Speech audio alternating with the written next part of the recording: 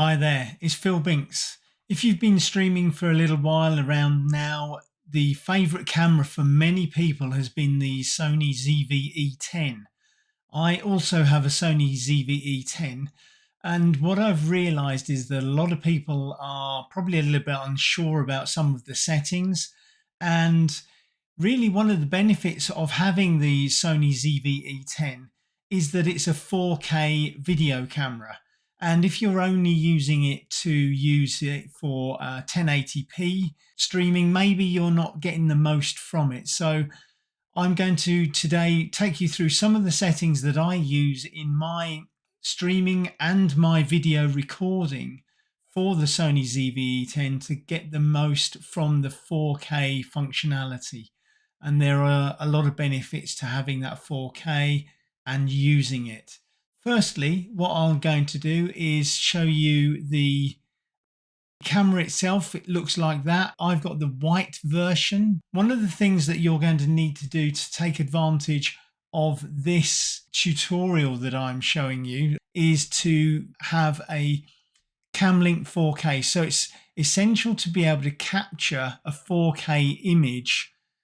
And if you have any other capture card that only does 1080p, then this is not really going to help you. So make sure that you get a 4K compatible capture card or a device that allows you to capture the 4K images. Okay, so this is the Sony ZV-E10. That's the back of my camera. What I've got is projected onto the back is the menu system, and I'm going to be going through the menu system, and there's a few things that I want to clarify with you. Firstly, one thing I will cover is the zoom functionality that you get if you start videoing in 4K, but then you output at a lower resolution. So there's a setting within the camera which is called ClearImage Zoom that allows you to use the full rate of 4K, but if you're then encoding to 1080p or lower, then it gives you a zoom functionality even on a fixed lens. So the ClearImage Zoom function is really worth having. I use it a lot to be able to zoom into a picture and still maintain the full quality of the sensor. For your information, the Sony sensor in this camera is a 6K sensor, which is then resampled down to 4K. If you then output or create 1080p or HD output, you can then resample that down even more, but it does allow you to then zoom into the image that you're getting. So you essentially get several views from just the one camera. The other thing that I'll be doing is taking you through the HDMI settings to enable you to make sure that you're getting a full 4K image.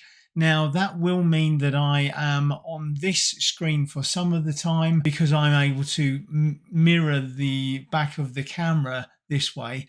But when you switch to 4K mode and actually start operating it, I'm unable to mirror this screen. So I have to show you the actual camera itself, which I've got set up. So, and then at the end, I'll be producing a PDF for you to show you all of those settings that you can then download from the link that I've put in the description below. The first setting that we want to go for is the video file format. I'll just show you a few things that are on here.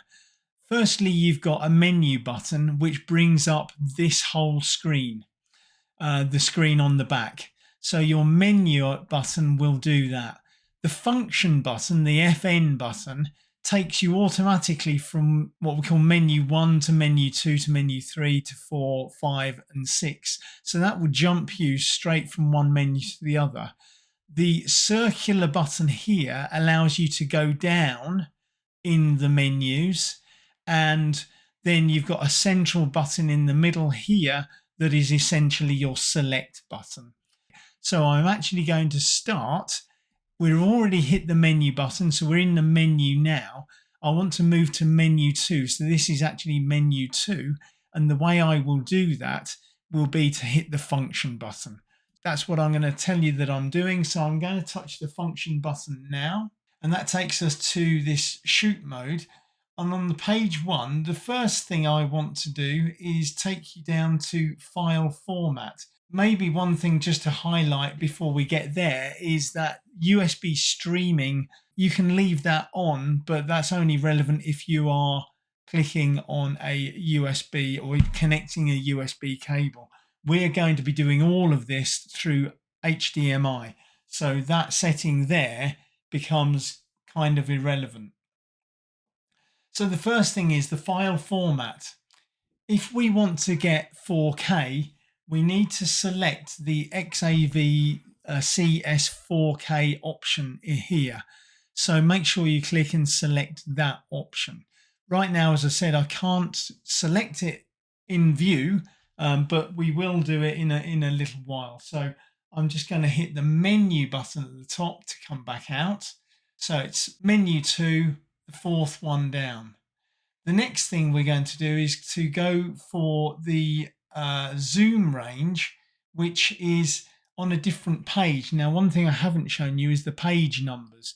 Just up here, we're on page 1 of 9. So this menu has 9 pages. We're going to go to page numbers, and they're shown just in this area here. So we're going to go to page 6. We were on page 1 to start with.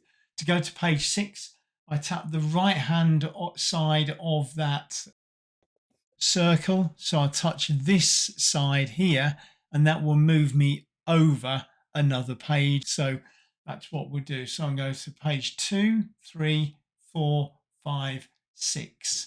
And we can see page 6 at the top here. So on page 6, we're going to look at the zoom range. And this is one of the things I wanted to show you. So I'm going to hit the select button. And this ClearImage Zoom is the magic zoom setting that you should put on your camera. That will enable you to zoom even though you have got a fixed focal range lens. So let's say you've got a 16mm 1.4, and it will give you the ability to zoom but maintain the highest possible quality whilst you've zoomed in using that lens. So this is only true for video, so well worth having a look at. Use the ClearImage Zoom setting. And then you can use the rocker on the top to zoom in and out. Anyway, so that's definitely one that you would want to select. Now let's go to the HDMI settings.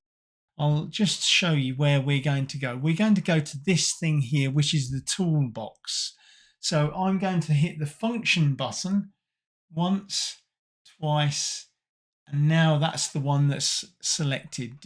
So in the toolbox, we're going to go to page 2. So I hit the right hand side and we move down first. So we do move into the menus and then turn right.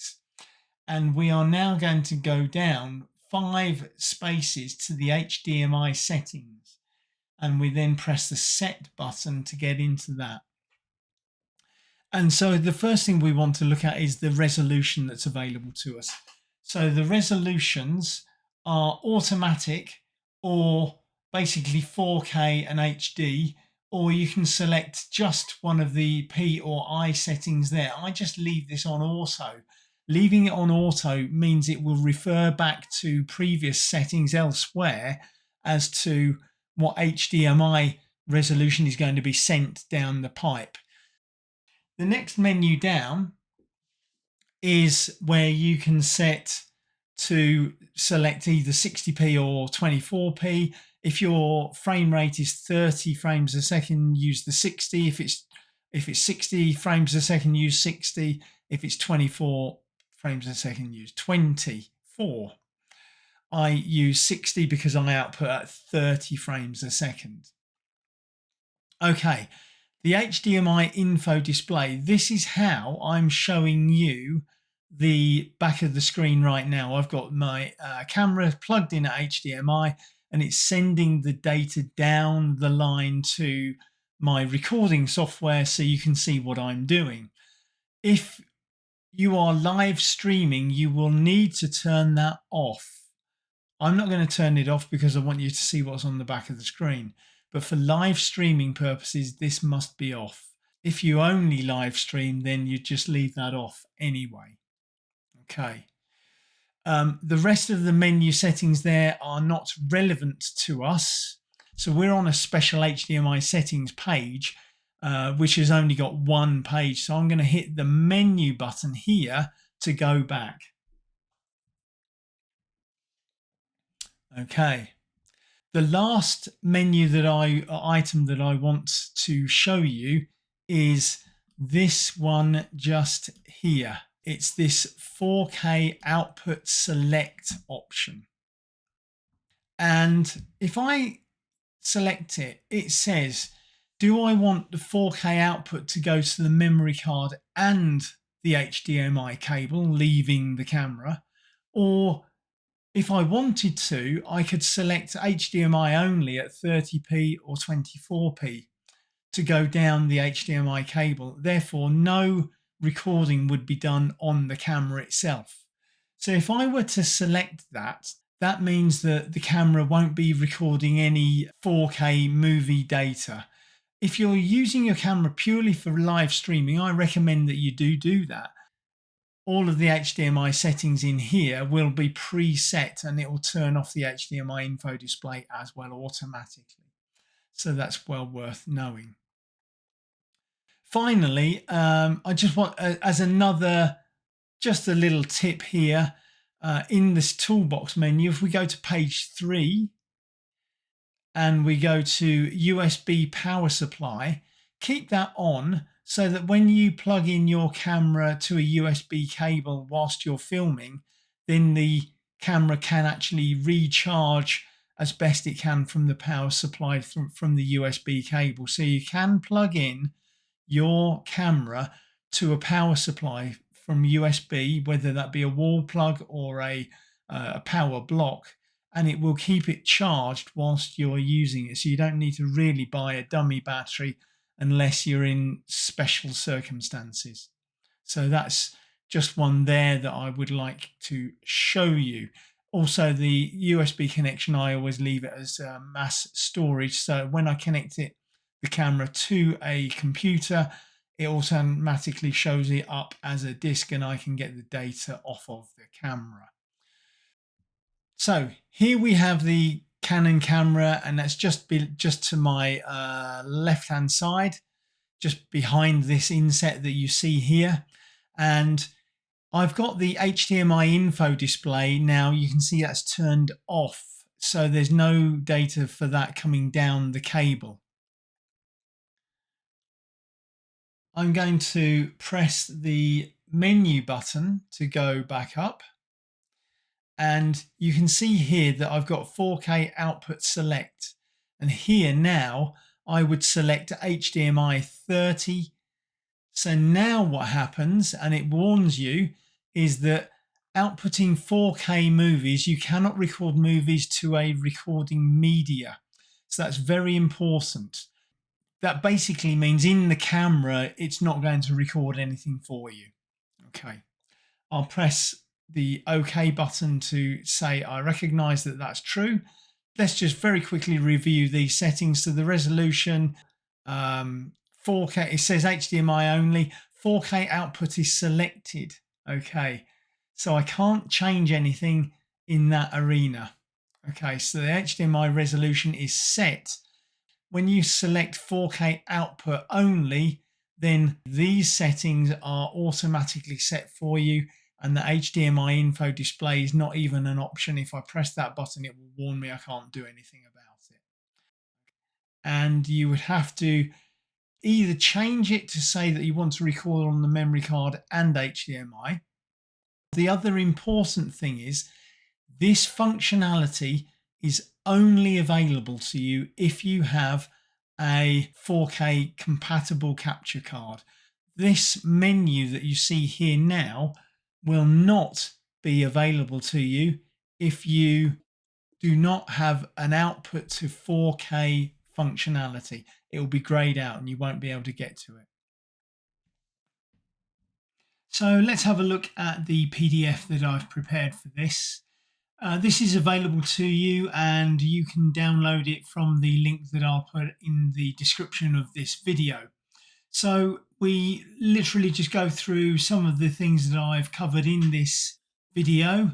Um, the setting of the ClearImage Zoom, which I think is an essential setting for you, whatever lens you're using, but is particularly useful if you're using fixed focal lenses and only available, of course, in video mode. And that's under the zoom range feature. And then we've got all of the HDMI settings, but specifically the 4K setting. If you select to go to the 4K output setting, then the camera menus will be preset for you to make the very most of that. And that's what I use, because I'm either streaming directly to a computer or recording directly into a computer. That, of course, would work as well if you're recording directly into some external output device through the HDMI cable.